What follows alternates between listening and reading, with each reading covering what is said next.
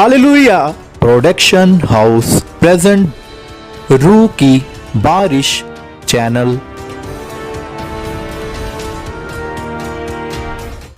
जरूर सुने ध्यान से।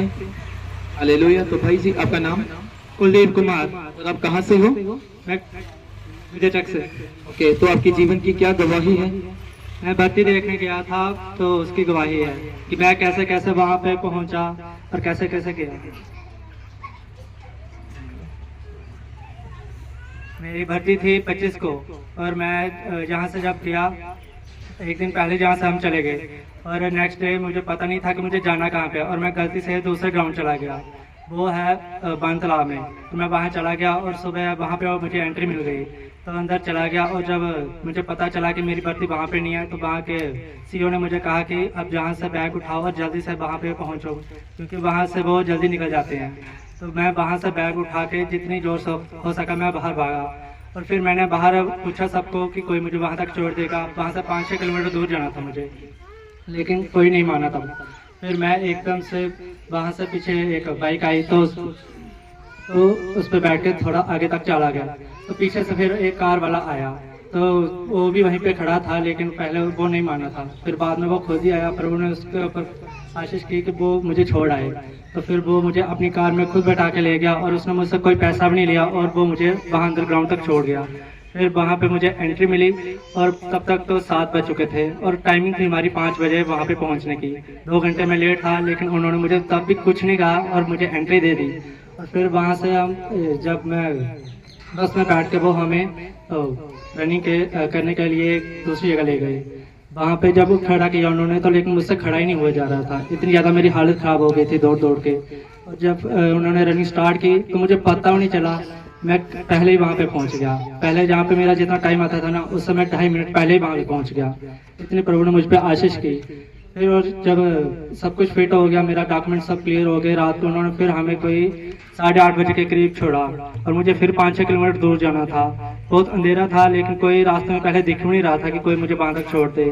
फिर प्रभु ने मुझ पर आशीष की कि और एक ऑटो वाला भेज दिया और वो मुझे स्पेशल वहाँ पे छोड़ के आया। फिर मैं रात हो गई। फिर नेक्स्ट डे जब हम फिर से वहाँ से निकले तो मैं सुबह कोई 4:30 बजे करीब निकल गया। उससे पहले ही निकल गया थोड़ा कि ताकि मैं जल्दी वहाँ पे पहुँच सकूँ, लेकिन कम से कम कोई 4 किलोमीटर में अंधेरे में ऐसे ही चलता गया। कोई है ही नहीं, अंदर हुआ कि नहीं कोई डर दूर हो, ऐसे इतनी प्रॉब्लम मुझ पर अपनी आशीष की कि मुझे कोई डर कुछ नहीं लगा। और मैं वहाँ से निकल गया और जब 1 ही किलोमीटर रह गया था तब मुझे एक ऑटो वाला मिला और वो मुझे छोड़ के आया, तभी मैं टाइम पर पहुँच गया। तो फिर उसके बाद हमारा उस दिन मेडिकल था, वो सब मेरा क्लियर हो गया। मुझ पर कोई भी वो नहीं हुई, मेडिकल की कोई प्रॉब्लम नहीं आई इसमें, वो मेरा सब क्लियर हो गया। और मैं ना एक भी टाइम का खाना मिस करूँ ना तो मेरी हालत बिल्कुल ख़राब हो जाती है, लेकिन वो 2 दिन ऐसे भूखे निकाल लिए, कोई ऐसा हुआ ही नहीं कि मैंने नहीं खाया हो। वो 2 दिन ऐसे निकल गए और पूरा उस दिन मेडिकल हमारा क्लियर हो गया और मैं उसमें फिट हो गया मेडिकल में। हालेलुया।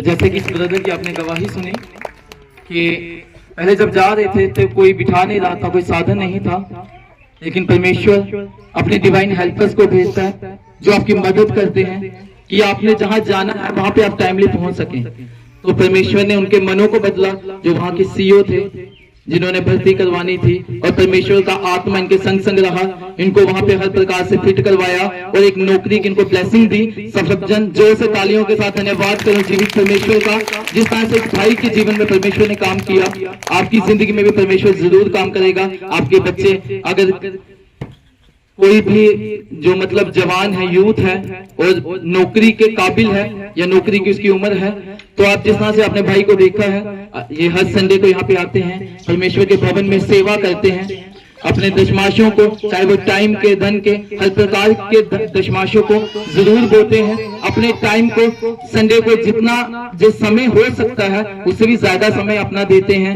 हर प्रकार की सेवा में अपना योगदान देते हैं। तो जो परमेश्वर का काम करते हैं तो परमेश्वर उनकी जिंदगी में बड़े काम करता है। जैसे आपने भाई की गवाही में सुना कि परमेश्वर ने एक जॉब के साथ ब्लेसिंग किया, और आपकी जो आज मेरे यूथ भाई बहन जो देख रहे हैं, अगर आप में से भी कोई नौकरी की इच्छा रखता है, अच्छा पढ़ा लिखा है या किसी भी प्रकार से अगर आपको जॉब नहीं मिल रही है किसी प्रकार से, तो इसी प्रकार आप परमेश्वर के भवन में उसकी आराधना प्रार्थनाओं में बने रहें, उसके भवन में सेवा अपने तन मन दिल से करें। तो विश्वास करें परमेश्वर ने जैसे इस भाई को ब्लेस किया, आपको भी वो जरूर ब्लेस करेगा। हालेलुया। सबने जोर से धन्यवाद करें परमेश्वर का। हालेलुया।